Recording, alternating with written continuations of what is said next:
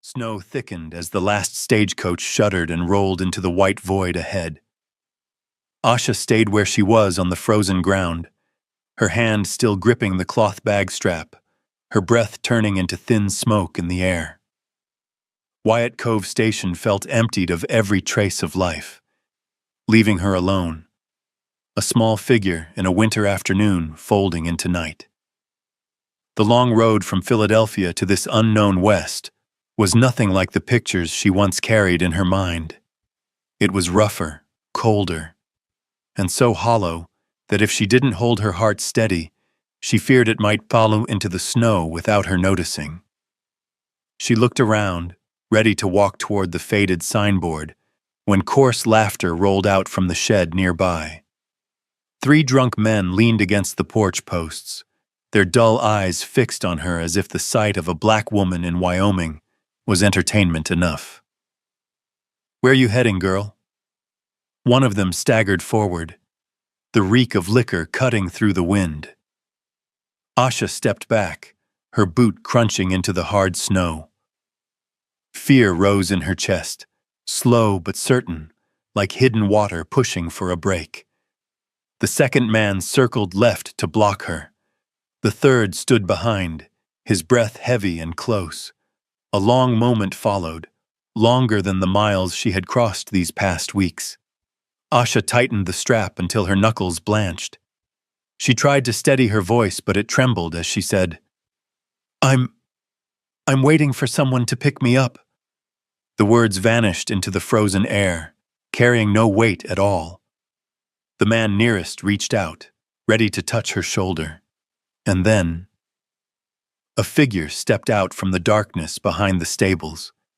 No sound, no rush, only a tall, broad-shouldered shape in a dark, snow-covered coat walking toward them. All 3 turned at the same time. Caleb Ward said nothing. He stood there, his gaze under the brim cutting across the drunks like a blade. One look, no threat spoken, no anger shown, was enough to halt all 3 as if the wind had thrown them backward. No one understood how he created silence that thick. They only knew that his stance, still, firm, made them step back. Then another step, until they muttered something and slipped into the night. Asha didn't know whether she was shaking from fear or from the way the stranger looked at her. His eyes touched her face for only a beat, but it felt like a small spark lighting the darkness, swallowing her moments before. "Where are you staying in town?" Caleb's voice was low, rough, shaped by years of wind and work. Asha blinked and nodded. "Mrs. Cooper's boarding house." He gave no comment, only turned as if that answer was enough for him to decide the rest. When she tried to lift her suitcase, his hand closed over the handle first, brushing the back of her hand. Just a light touch, but enough to make her heart pause. On the walk back to town, snow fell in thick layers, covering their footprints as soon as they made them. Cold slipped under Asha's collar, yet the man beside her carried a warmth she couldn't name. At Mrs. Cooper's porch, Caleb set the suitcase down, nodded to the landlady, then turned away, quick, precise, as if avoiding any thanks. He disappeared into the dark the same way he had appeared, quiet, leaving a long echo behind him. Asha stepped inside. Wind hummed along the eaves in long, thin notes. She set her bag on the wooden table, peeled off her wet gloves, and opened the old envelope her aunt had mailed before passing. Inside, a photograph of Willow Creek Ranch, a burned cabin, collapsed fences, land stripped bare as if someone had cleared it piece by piece. The short line on the back made her fingers cold as the snow outside. "Don't believe what they told you. Willow Creek didn't die by fire." Asha lifted her head, pulse pounding. The West had not greeted her with peace. It was calling her, through her family's buried blood. Morning in Kennewick opened with a pale, mist-colored light drifting across the snow-covered porches. Asha walked along the main street, her shoes sinking into the thin ice, feeling as if she had stepped into a place just waking from a long sleep. People watched her with wary eyes. No malice, only surprise at seeing a black woman alone in the coldest stretch of winter. Sheriff Hale's office sat at the end of the row. Inside the worn room, a small fire breathed weak flames, and Hale, a calm, middle-aged man, looked at her with sympathy edged by concern. "Your aunt went suddenly," he said, slow and steady. "No witnesses, no signs of an intruder. But," he paused, meeting her eyes, "no one believes it was an accident."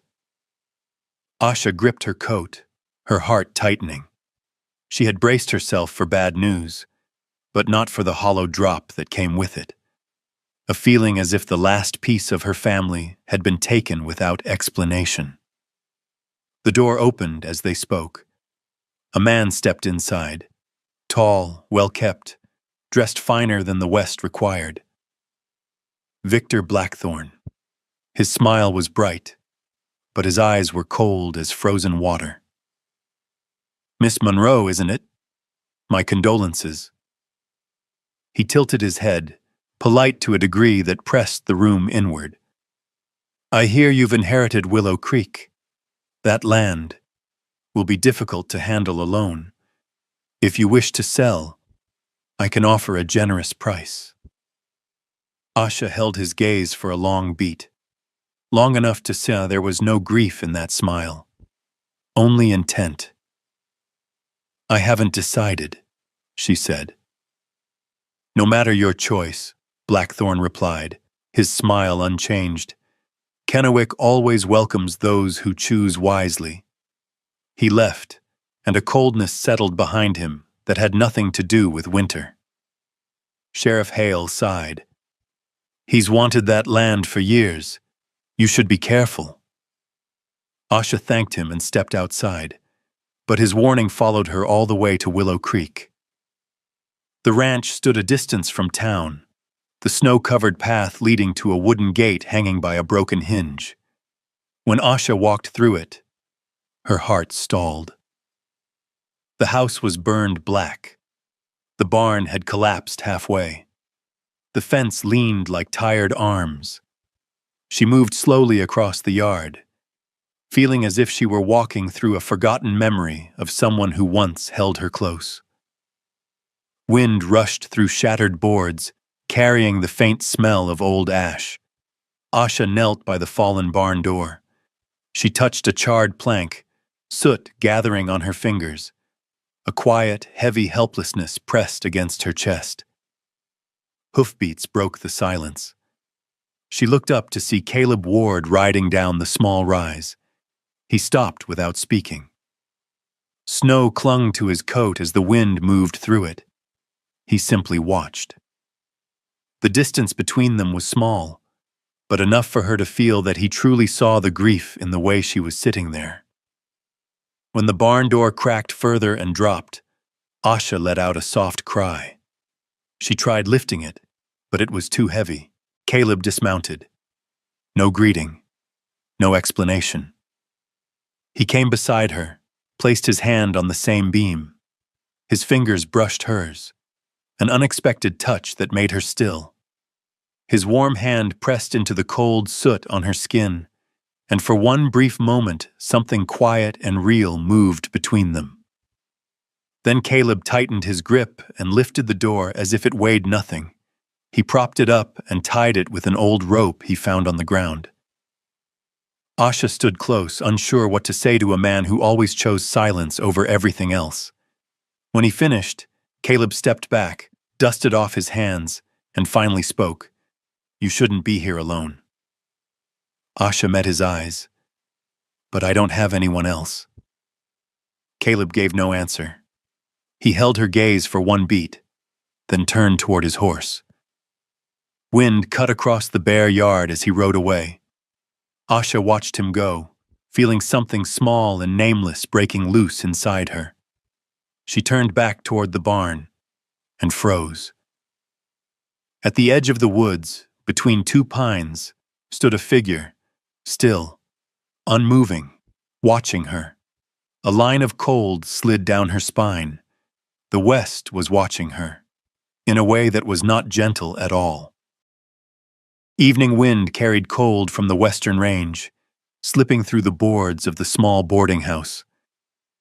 Asha stood at the door, holding a plate of warm pastries she had taken from Mrs. Cooper's kitchen.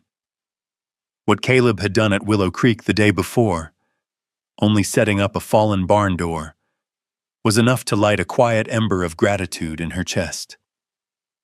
When Caleb stepped onto the porch to pick up the supplies Mrs. Cooper had prepared, Asha drew a breath and walked closer. "I made some pastries. Would you like one before heading back?" Her voice was soft, but honest. Caleb stopped. His eyes met hers for a beat, then moved away. "No need." His tone was low, brief, cutting off anything that might grow between them. Asha stilled, not at the refusal, but at the distance he placed so clearly it felt like cold wind through her ribs. Caleb took the parcels, nodded once, and walked off the porch. The pastries in Asha's hands remained warm, but something inside her cooled. Later that noon, as she walked the main street to buy things for the ranch, she sensed a shift in the air. Conversations died the moment she approached. Eyes turned aside. A shopkeeper told her to come back tomorrow, we're out. A boy pulled his mother's sleeve and hurried away from her path. Small stings, quiet but sharp. Asha didn't need anyone to say it. Blackthorn had begun pulling strings. He had money, influence, and in towns like Kennewick, fear tipped people easily. To stand against him meant standing against everyone. She wrapped her few purchases and left the street quickly. When she passed the town stables, she saw Caleb from afar, brushing snow from his gray horse's mane. He looked her way, but he didn't move. He only watched, silent, unmoving. Asha didn't fault him. She only felt something between them trying to reach forward and pull back at the same time, something that felt like fear. That night, wind swept across Willow Creek, knocking loose boards together in harsh, brittle sounds. Asha had barely finished tidying the small kitchen when she heard the barn door rattling. She lifted her lantern and stepped outside. The door hung open, blown by the wind. She hurried toward it, but it slammed shut before she touched it. Asha froze in the yard, the lantern casting a thin gold glow over the snow. No one.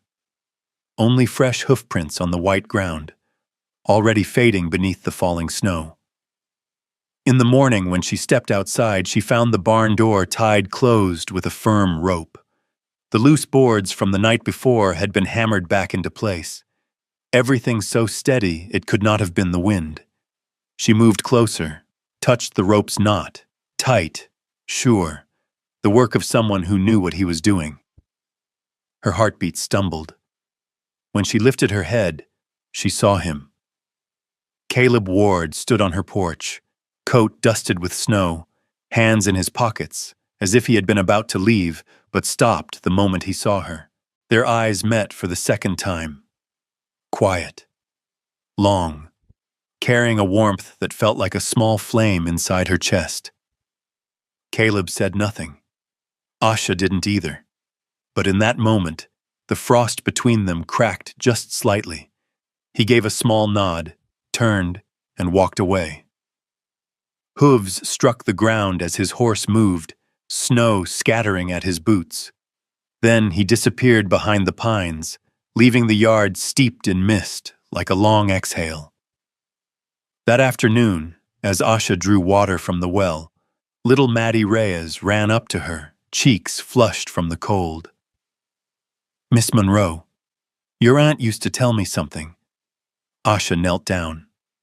"What was it, Maddie?" The girl looked around as if afraid someone might hear. She said, "The land at Willow Creek has something important, something people don't want you to know." Then Maddie ran off, her tangled brown hair flying in the wind, leaving Asha frozen in the snow-covered yard. A thin chill ran down her spine. Whatever that important thing was, someone, or something, was trying to keep it in the dark. The next morning, while mist still hovered over the pines, Asha wrapped her cloak and walked toward the northern rise of the ranch. Maddie's words ran through her mind like a thin but unbreakable thread. That land has something important. Willow Creek spread before her, wide, still, so quiet it was easy to believe there was nothing here but snow and wind. Yet if her aunt had feared enough to say such a thing to a child, something lay beneath this frozen ground. The path narrowed to a trail as she walked. Dry autumn weeds brushed her skirt. Snow clung to her shoes, but she kept going. Each step pulled her deeper into the secret her aunt had left behind. Near the base of the hill, she spotted a narrow cleft in the rock. Straight walls, wind slipping through with a sound like the land exhaling. Beside it was a strip of trampled snow, marked by boot tracks and the drag of something heavy. Not an animal. Not chance. Asha's heartbeat quickened. She climbed the rise, gripping rough stone as wind struck her face. She lost her balance for a second, but she didn't stop. If there was a truth buried here, she needed to see it. She didn't notice the rider below until he called her name. "Asha!" Caleb's voice cut through the air like a taut line. Asha turned, just as her foot slid on a thin sheet of ice. The world tipped. She fell. But before fear could break into sound, a strong arm locked around her waist. Caleb pulled hard, catching her full weight against his chest. They stumbled back together in the snow. Asha landed against him, close enough that their breaths mingled. Caleb's chest rose and fell beneath his coat, his hands holding her hips as if letting go would drop her straight into the cold behind them. For that moment, the snow seemed to stop. Or maybe the world simply paused long enough for her to feel the warmth of him against her brow. He spoke quietly, his breath still uneven. "You shouldn't be up here alone." Asha didn't answer, partly because her breath hadn't returned, partly because the space between them was too close for steady words. Caleb released her slowly, as if fearful she might slip again. She stepped back, though the sense of his hands lingered at her spine. They moved into the rock cleft together. Wind slid through it in a thin moan. Asha knelt and brushed the snow aside with her gloved hand, revealing smeared patches of black. Caleb knelt beside her. "Shar." He said it like confirming what they had both begun to suspect. They followed the scattered pieces to a small hollow tucked behind the outcrop. Inside, dim light revealed abandoned tools, a shovel with a broken handle, an old sack dusted black, hammer marks deep in the stone. Someone had worked here, long ago and in secret. Asha touched the char streaking the rock wall. Suddenly, hoofbeats thundered outside. Caleb rose at once, pulling Asha behind him. His hand gripped her wrist, firm but safe, as if he had been built to stand between her and whatever danger approached. Victor Blackthorne appeared at the mouth of the cleft, his long black coat trailing, his eyes sharp as metal. "Miss Monroe," he said, his polite voice cutting thin. "I didn't expect you to be quite this curious." Caleb didn't speak. He simply stood in front of her, his shoulders blocking most of her from view, a silent barrier stronger than any threat. Blackthorne looked at them both, his smile a narrow line. "This area is dangerous. I suggest you stay away. The West has things best left untouched." His gaze dropped to the char still clinging to Asha's glove, darkening as he saw it. He tugged his reins, turned his horse, and rode away. But the air he left behind felt scraped thin, as if by a blade. Caleb stayed in front of her long after Blackthorn disappeared. Asha looked at the streak of char in her palm, the dense black catching the light like a truth refusing to hide. Her aunt hadn't died by fire. It wasn't an accident. It wasn't chance. She had touched the very secret someone had tried to bury under the snow of Willow Creek. A secret valuable enough to kill for. Afternoon in Kennewick carried an odd gray tint. Asha had just returned to Willow Creek after a short trip to town for supplies when she saw a brown envelope lying in front of the barn door. No sender, no writing. She opened it. Inside was a single rough sheet, the handwriting jagged, almost intentionally distorted. Leave Willow Creek. You will die like your aunt. Asha stood still. Wind swept across the yard, lifting the paper's edge like a warning that needed no whisper. She folded it, slipped it into her coat, and tried to keep her breath steady. But as the sun dipped lower and night crept over the broken eaves, fear edged into her sleeves and fingertips. That night, while she sat at the wooden table sorting through notes about the coal seam, a strange noise sounded behind the house. She rose and moved toward the back door. Just as she opened it, a blast of heat struck her face. Flames had already climbed the porch roof, burning as if someone had waited for the moment she was most off guard. Asha stumbled back, tripping over the threshold, her mind hollow with shock.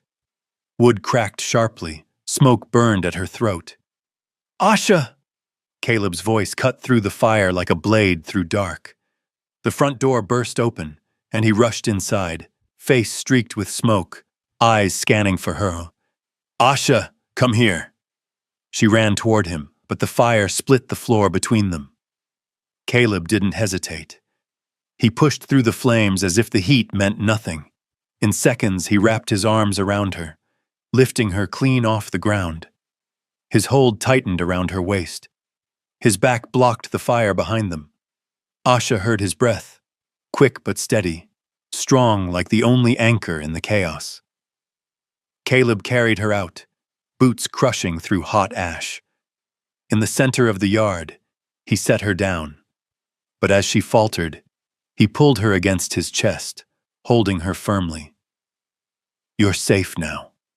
His voice was low, almost a whisper at her ear. His large hand pressed gently at her back, steady, calming, slowing the storm inside her. Asha clung to his coat, not from weakness, but because her body trembled beyond control.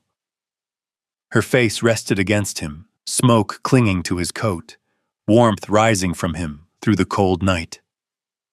Even as flames cracked behind them, she felt herself leaning on a man who had been a stranger only days earlier. Minutes later, townsfolk arrived.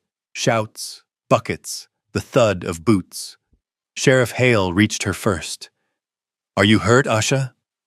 She shook her head, still standing close to Caleb because her knees had not fully steadied.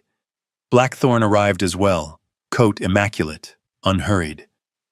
"A shame," he said, looking over the burning structure. "This town has more accidents than I expected." Caleb turned toward him. His silent stare sliced sharper than any words. Blackthorn answered with a thin smile before walking away. By the time the fire was contained, the house was reduced to a charred frame. Mrs. Cooper approached, resting a hand on Asha's shoulder. "You can't stay here. You need somewhere safe." Sheriff Hale nodded. "Caleb, you have room at your place?" Caleb looked at Asha, only a beat, but with no hesitation at all. "Yes." Asha didn't answer immediately, but when she looked at the smoldering remains of the roof, she knew she had no other choice. Caleb gave her the small room across from his domo. That first night, Asha tried to sleep, but every time she closed her eyes, she saw the flames again. The smoke, the crackling, her own cry in the dark. She sat up, heart racing. Outside her door came soft footsteps. Asha opened it.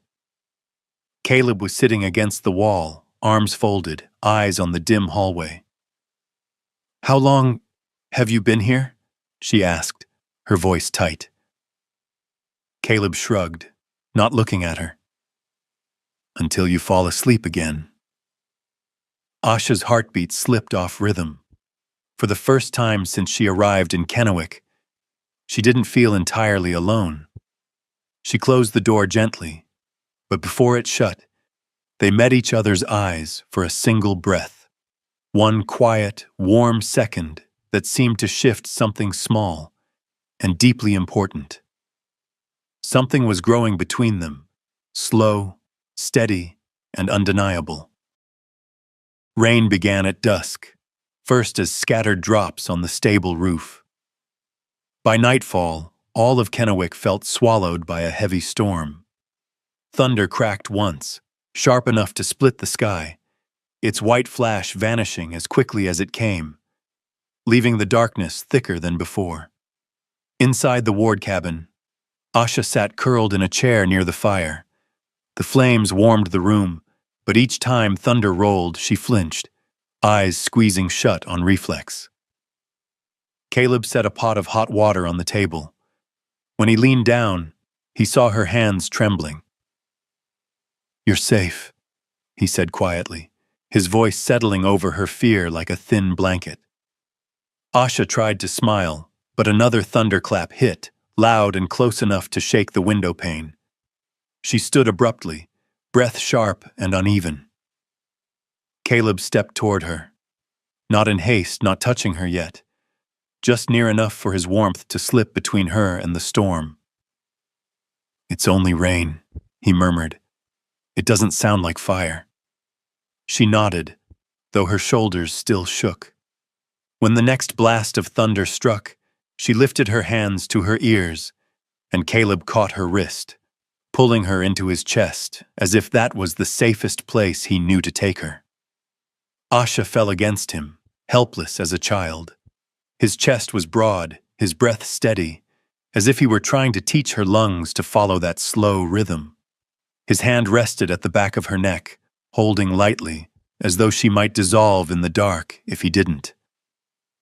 "I'm here," Caleb whispered, his rough voice warm enough to drown the noise outside. After a long while, when her breath had steadied, he loosened his hold. She didn't step away, not from fear, but because something in him kept her close. "Caleb," she said softly, "why do you keep your distance?" He was silent a moment. Then he stepped back one slow breath, as if searching for space between the storm and his memories. "Because I lost everything," he said, eyes on the rain-soaked window. "My wife, my boy. The mine collapsed last year. I couldn't save them." He drew a deep breath. "Since then, I don't want anyone leaning on me. I don't want to fail again." His words landed gently, but they fell straight into the deepest part of her. Asha moved closer, not touching, only standing beside him, letting her presence speak. "You can't save the whole world," she whispered, "but you've saved me more than once." Caleb turned to her. His eyes were no longer guarded. They felt like a door opening after years of being shut. Another clap of thunder sounded, but this time Asha didn't flinch. She stood close enough to know she wasn't facing the darkness alone. Caleb lifted a hand to her cheek. His touch was slow, as if he were asking permission. Asha leaned into that palm, a wordless answer. The space between them closed. Then their lips met. Not quick, not hungry. Just two people stepping through their own hurt together. The first kiss was so light, she thought it might vanish if she breathed too deeply.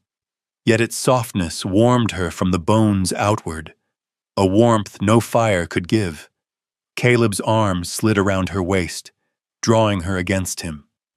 Asha placed her hand on his chest, feeling each beat steadying beneath her palm.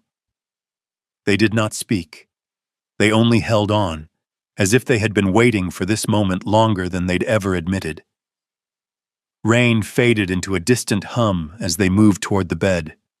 No urgency, no demand, only two people finding each other through the quiet of their broken places. Caleb touched her as if she were something sacred. Asha let herself rest in him, as if she had found the safest part of the world. Everything unfolded slow, warm, deep, as if whispering that sometimes closeness is the only way fear finally loosens its grip. When half the night had passed, they lay side by side. Rain softened to a steady patter on the roof. Asha turned to find him watching her, his eyes no longer the eyes of a stranger. She reached down for his hand. Caleb laced his fingers with hers. Not tight, not firm, just holding. For the first time in many long years, both of them slept in peace, side by side, hands entwined. The morning after the rain, sunlight slipped through the ward cabin window in the gentlest way possible. Asha woke to find the warmth beside her fading. She reached across the bed. The place where Caleb had slept was cold. An unfamiliar hollow rose in her chest. She sat up, wrapped a thin cloak around her shoulders, and stepped onto the porch. Caleb stood in the yard with his back to the cabin, hands braced on the rail. His shoulders were drawn tight, as if holding off something only he knew. When he heard her footsteps, he glanced over. Asha had hoped his eyes would be warm like the night before, but they were quiet. Too quiet. "You're up early," she said, trying to keep her voice even. Caleb nodded. "Work to do in the stable." No smile, no accidental touch, no trace of the man who had held her, kissed her, and kept her hand in his through the night. Asha stood still for a moment, then stepped back into the cabin with a heart cooled just after warming. Caleb spent the entire day busy around the ranch, or at least, he pretended to be. He avoided every moment that left them alone. Each time Asha walked toward him, he found something to fix, somewhere to go. She saw the awkwardness in every movement, but she also saw something else. Fear. At supper, they ate in silence. Sometimes their eyes met, but Caleb looked away immediately. Asha set her spoon down, fingers trembling slightly. "Caleb, if last night made things difficult, That's not it." His voice cut in, too fast, then retreating. He stood, avoiding her gaze. I'm not used to it." Asha lowered her eyes. The words were soft, but they scraped against the thinnest layer of her heart. Later, when Asha walked into town for supplies, Blackthorn stopped her in front of the general store. His figure cast a long shadow over the road, swallowing the last strip of afternoon light. "The house burned," he said, voice smooth as oil. "You no longer have a place to stay. The land is wasted. Staying will cost you money and your life." Asha stiffened. "I told you, I'm not selling." Blackthorn lifted a brow. "You think you can stand against me? Against this town?" He leaned closer, whispering, "Your aunt was stubborn too." Asha stepped back, every part of her turning cold. He had hit the deepest place. Sheriff Hale stepped out from the blacksmith's shop, eyes sharp. Blackthorn shifted instantly, his voice pleasant, his smile mild, like he had been discussing the weather. But what Asha felt most was this. She was being pushed into a corner, and Caleb was slipping further away. When she returned to the ranch, Caleb was hammering nails into the stable rail. He saw her coming, and his chest tightened slightly, as if wanting to go to her but stopping himself. She stood before him. "Blackthorn came to me again." Caleb set the hammer down and straightened. "What did he say?" "He wants me out, wants the land, wants me gone." Asha looked straight into his eyes. "Caleb, what do you think I should do?" This was the moment he could say everything. That he wanted her to stay. That last night wasn't a mistake. That he feared love but feared losing her more. But Caleb only clenched his jaw, his gaze shifting like a man fighting himself. "I don't know." A simple sentence, but it cut. Asha stepped back, trying to steady herself. "I understand." Caleb looked at her, something unspoken in his eyes. But silence. Sometimes it hurt more than refusal. By dusk, with the fire in the stove fading and the cabin dimming, neither spoke again. No arguments, no harsh words. Only a widening space between them, minute by minute. That night, Asha heard Caleb's footsteps on the porch, hesitant, lingering just outside her door. She held her breath, hoping he would knock, say something, anything. But he didn't. His footsteps turned away. A moment later, she heard him leading his horse into the yard, then the steady rhythm of hooves disappearing into the dark. Caleb left the ranch, alone. No explanation. No promise to return. Only an emptiness shaped exactly like him settling inside her chest. The night Caleb left, the sky held no rain, but the cold was sharp enough to freeze breath as soon as it touched the air. Asha sat in the dark room, fingers gripping the edge of her blanket.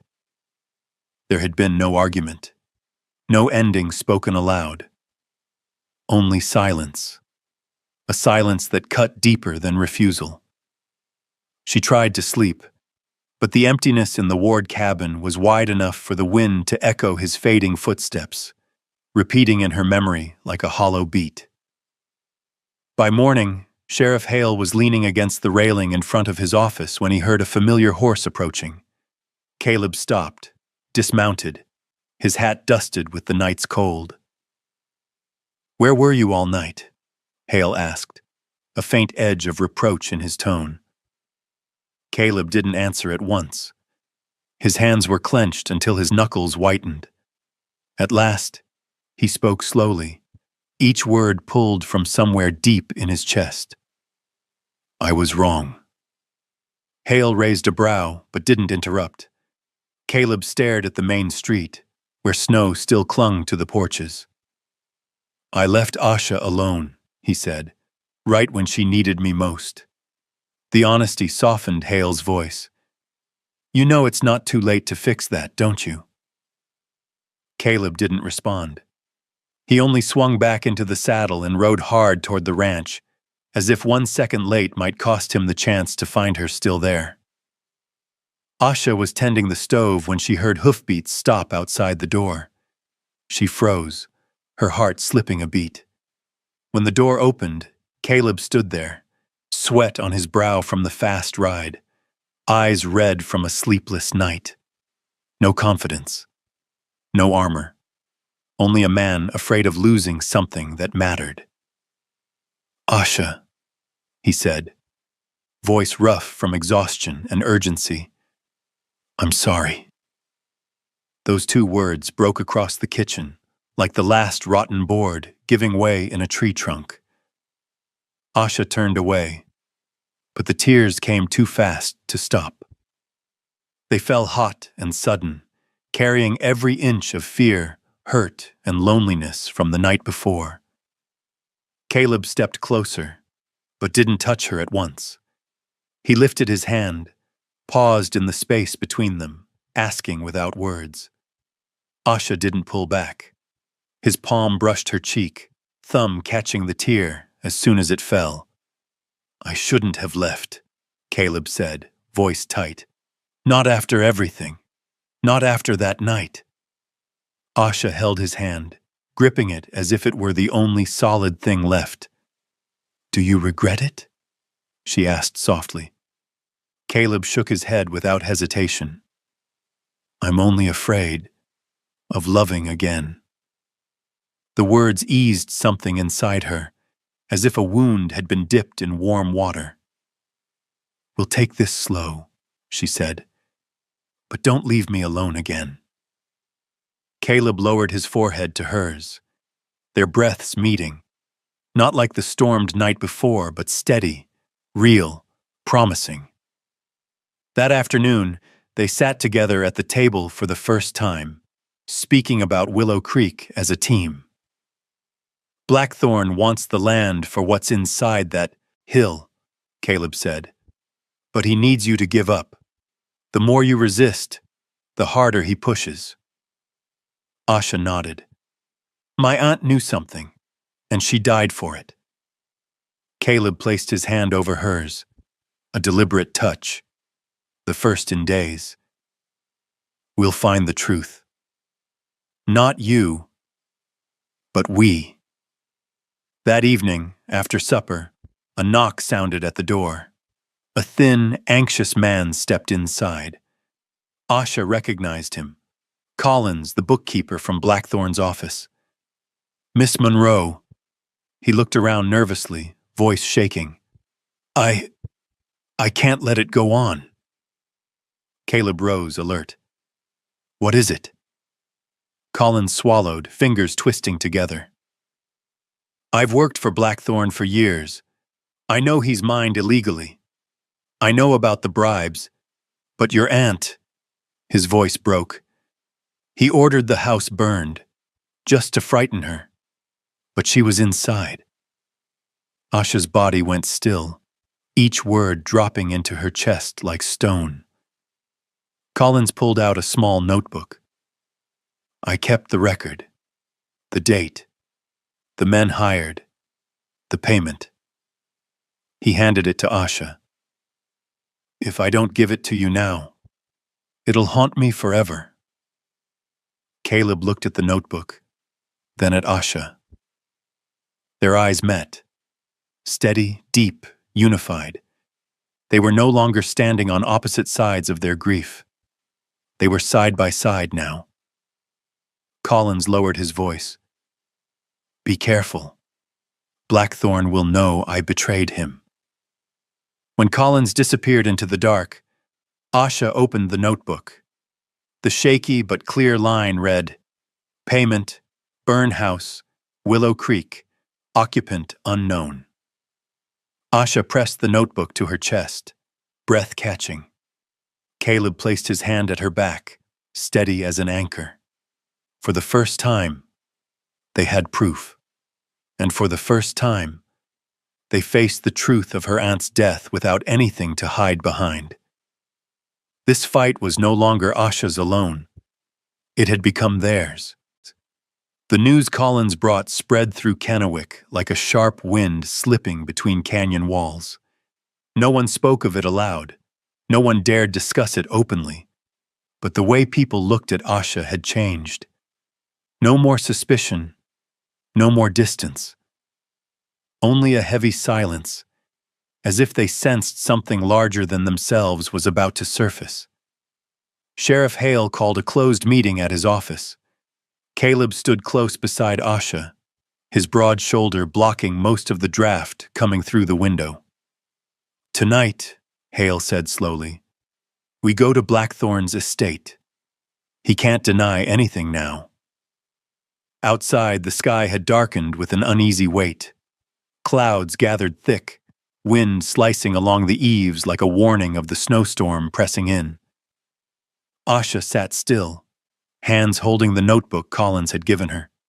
Caleb rested a hand on the back of her chair, never touching her, but close enough for her to feel his presence. "You don't need to come," Hale said quietly. "This will be dangerous." Asha shook her head. "I need to see him face what he's done." Caleb looked at her, eyes filled with disapproval and respect all at once. "If you go, I go with you." A simple promise, but as heavy as a shield. The group, Hale, Caleb, Asha, and 4 townspeople, set out as night fell. Snow began soft as powder, but within minutes, the sky tore open.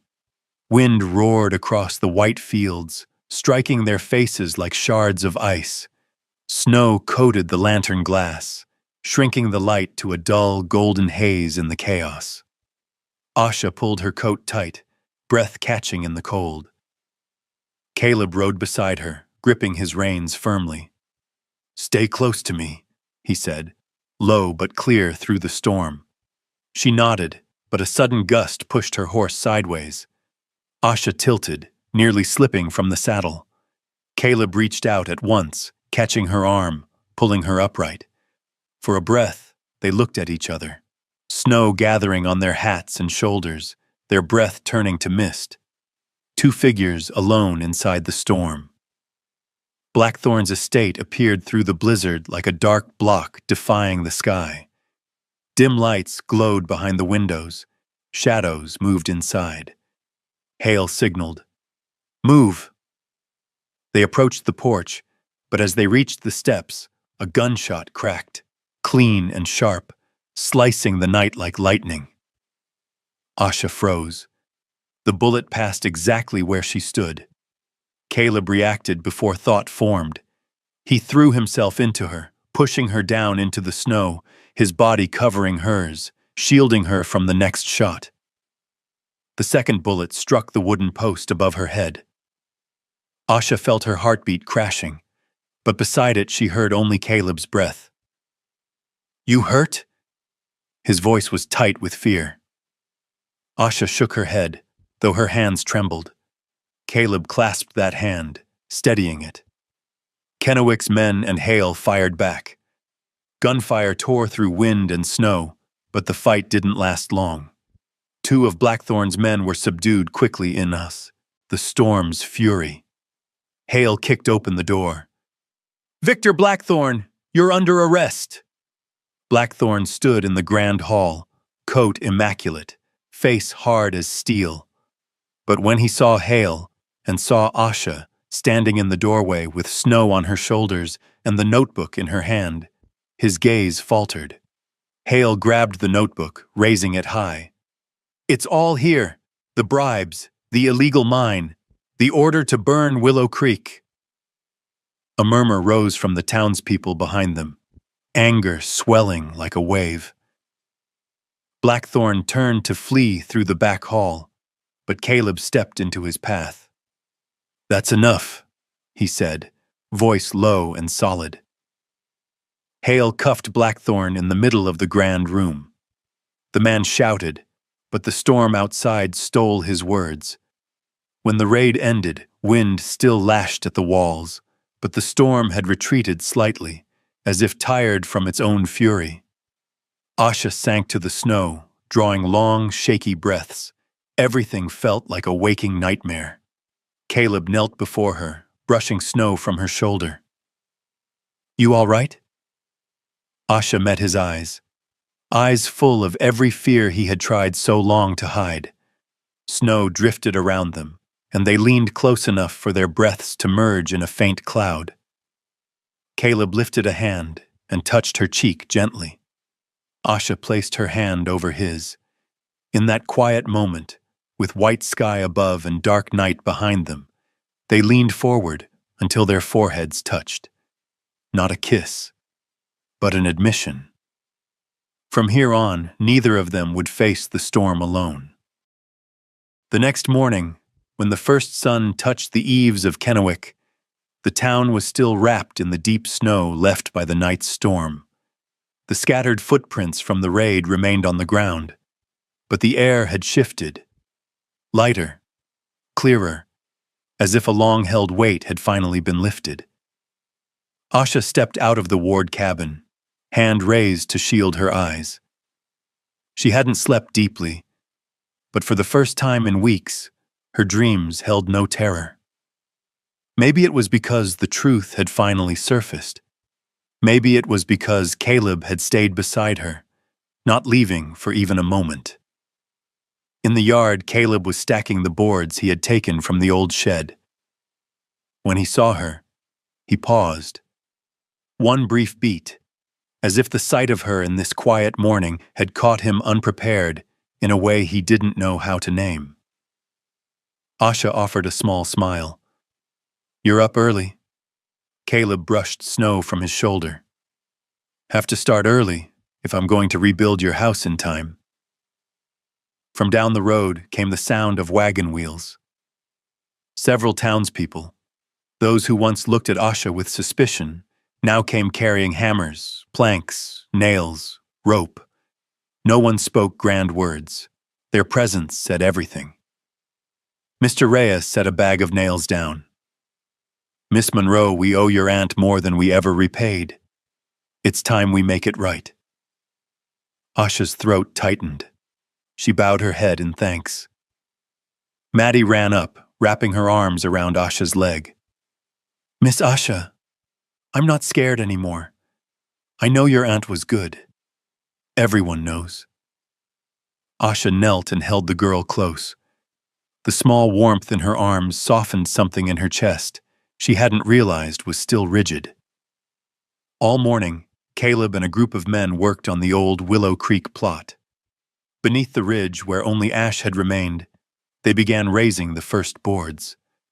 Asha worked with them, though her hands still trembled after the storm. When she bent to lift a plank, Caleb walked over and wrapped his scarf around her neck. "The wind's colder than you think today." Asha touched the edge of the scarf, a quiet warmth rising inside her. "You always know before I do." Caleb looked at her for several seconds, a look long enough to stop her heartbeat for a moment, then returned to the work without a word. Later, while lifting a long board, Caleb scraped his hand on a rusted nail. The cut wasn't deep, but blood reddened the snow. Asha hurried over. "Give me your hand." Caleb hesitated, then offered it. Asha cleaned the wound with a cloth, her fingers steady and careful, in a way both of them felt. Caleb watched her, his gaze softer than it had been in weeks. So soft she wanted to look away, but couldn't. "Does it hurt?" she whispered. He shook his head. "Not as much as when you look at me without saying anything." Asha looked up sharply, breath catching. It wasn't a confession, but it opened something bright inside her chest. At noon, when the group paused for rest, Maddie ran over with an old notebook, its cover cracked, edges yellowed. "I found this in your aunt's cupboard," the girl said. She said, "One day I should give it to the right person." Asha opened it. The first pages held the familiar handwriting of her aunt. Thin, slanted, full of unspoken worry. Not a diary. Notes about Willow Creek, the land, its odd signs, the fear she couldn't share with anyone. On the last page was a single line. "If you're reading this, then the truth has found someone strong enough to carry it." Asha pressed the notebook to her chest. The wind turned the edge of the page gently, like a whisper from long ago. By late afternoon, the townspeople headed back to Kennewick, leaving only Asha and Caleb beside the frame of the new house. Snow had stopped. The sun sank behind the ridge, casting a honey-colored light over the fresh boards. Asha stood looking at the shape of the home forming before her. Caleb stood near, angled slightly toward her, closer than he usually allowed. "Thank you," Asha said softly. "I wouldn't have gotten through last night without you." Caleb didn't answer at once. He looked at her a long moment. A look without retreat, without fear. clear as the last light of day. "I'm not letting you face anything alone again," he said, voice low and steady. Asha turned to him. Her heart tightened, not from pain, but from something rising warm within. Caleb looked at her with a truth he hadn't spoken yet. But it was already there. Quiet. Certain. Alive. And Asha understood. Within that silence, love had taken its place. Morning on Willow Creek was different today. The land no longer felt abandoned or marked by loss. Everything seemed wider, brighter, as if the earth itself had begun to breathe again now that the truth had been set right. Asha stood on the level ground where the old house once stood. A soft wind moved through her hair, carrying the scent of new grass and the early warmth of spring. The townspeople had been coming every day to help rebuild, but today Asha had asked them to rest. She had something she wanted to do herself. "Aunt deserves to be remembered this way," she told Caleb when he asked why she was putting up a small frame near the edge of the rise. "A school?" he guessed. Asha nodded. She taught the children here when she was still strong. In the last pages of her notebook, she wrote that her wish was for a place where the children could learn without fear of being turned away. "I want to finish what she began." Caleb stood still for a moment, then gave a quiet, warm smile, rare, and all the more striking. "Then we'll build it, starting today." No vow needed. The single word we said enough. All morning they cut wood, measured beams, and raised the first supports. Asha worked until she forgot how much she'd been smiling. Caleb lifted the heavy boards, gave her the lighter ones, and paused now and then to make sure she wasn't tired. When a stubborn nail refused to go in, Asha frowned, frustration wiping away every bit of grace. Caleb stepped behind her, set his hand over hers on the hammer, and drove it in with one solid rhythm. The strike was perfect. Asha laughed. Caleb laughed too, softly. The sound carried across the open fields like an answer to the long silence they'd both lived through. By late afternoon, they climbed the small hill to rest.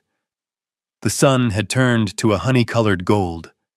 From there, Willow Creek stretched wide, the rising frame of the house, the outline of the small school, and the snow-capped mountains beyond. Asha sat on the soft grass. Caleb sat beside her, leaning back on his hands as the wind touched his face. "You've changed this place," he said quietly. Asha shook her head. "No. Willow Creek changed me." Caleb turned. The evening light slid across his face, softening lines she had never seen soften this way. "Asha," he said, voice low, steady, searching for its own truth. "I don't know how love found its way back, but it's standing right here." The prairie wind paused a moment. Asha's heartbeat lifted, gentle and sure. Caleb didn't reach for her yet. He only looked, a look that made her feel chosen, plainly and without doubt. He pulled something from his pocket. Not a ring, a small iron key, polished clean. "The house at the foot of the hill," he said. He set the key in her palm. "I want it to be ours, if you want it." Asha opened her hand. The key lay there, unshining, simple, carrying the weight of something truer than any stone, a shared future. "Caleb," she whispered. "Are you certain?" He nodded. "For the first time in years, I'm certain of something." Asha took a slow breath, the kind that trembles like a letter being opened. Then she gripped the front of his coat and pulled him close. The kiss on the hillside was nothing like the one in the storm. It wasn't hesitant or afraid. It was warm, unhurried, touched by sunlight. A wordless yes. Caleb wrapped his arms around her, lifting her a bit. Asha laughed, the sound light as ribbon caught in the wind. He set her down, their foreheads touching, their breath a single line between them. "You agree?" he asked. Asha nodded, eyes bright in the late light. "I agree." Below them, the children played with leftover scraps of wood. Maddie ran in circles, shouting, "Miss Asha will have a new school! Miss Asha will have a new school!" Asha laughed, and Caleb looked at her as if his heart had finally found where it belonged. Across the wide prairie, through wind and sun, their laughter carried, far and long, like the first sign of a new life opening before them. 15 years on Willow Creek passed the way grass grows, fades, and grows again, never hurried, never loud, only steady as the breath of the land. What had once been ash was now a long sweep of green rolling to the end of the valley. The wooden walls, first raised with trembling hands, now stood solid, their shadows stretching across the grass each afternoon like a quiet affirmation that this place had lived again, truly lived again. Asha's school sat at the ridge, its boards repainted each year, its windows always open to the prairie wind. Children from 3 towns came flocking in like young birds. Each time the bell rang, Asha stood at the doorway with her hand over her heart, knowing her aunt's hope, Ono and her aunt's grief, had been carried forward in the small chalk letters written each spring. Caleb appeared at the edge of the schoolyard, leading a brown horse. Beside him, their 12-year-old son, a boy with eyes exactly like his, quiet, deep, as if always watching the sky. The boy had just finished his lessons, chalk still on his face from playing with the others. "Pa, can I take Blaze up the ridge?" he asked, eager. Caleb smiled, the smile of a man no longer afraid of losing what he loves. "Go, but don't pass the rock line." Their second child, a 14-year-old girl steady and thoughtful beyond her years, sat reading under a pine. She looked up at Caleb's steps. Her eyes were Asha's, calm, but holding an entire world within. "You're not riding with your brother?" Caleb asked. She gave a small smile.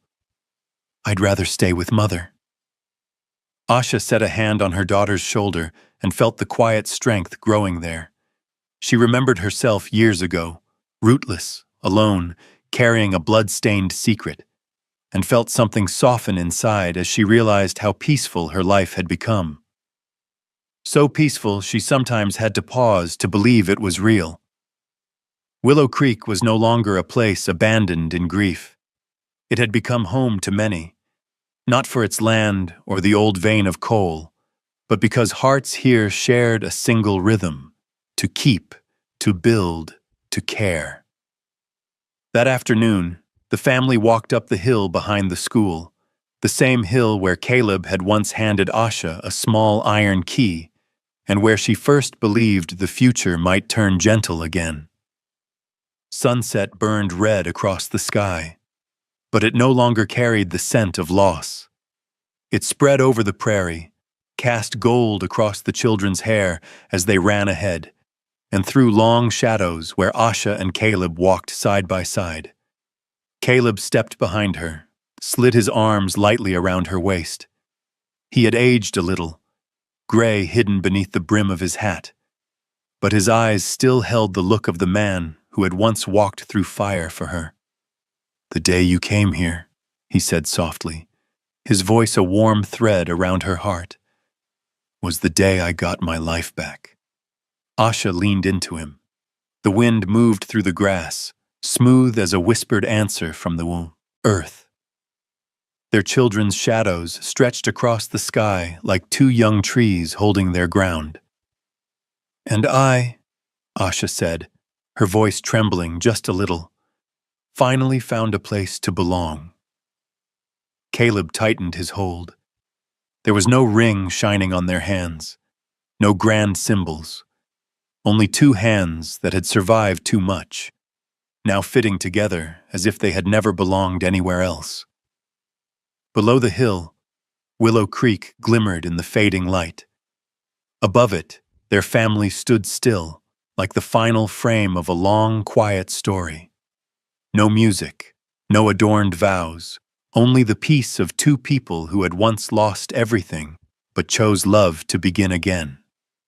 Cinematic, calm, deep, soft as the last breath of a western day. And the story closes there, with the laughter of their children drifting across the fields, carried away on the prairie wind, opening into another quiet evening over Willow Creek. If this story brings back a memory, a face, or simply offers a bit of warmth on a still afternoon, please share it below so we can keep one another company. And if these gentle Western love stories speak to you, we invite you to like, subscribe, and share, so these warm tales can keep on traveling.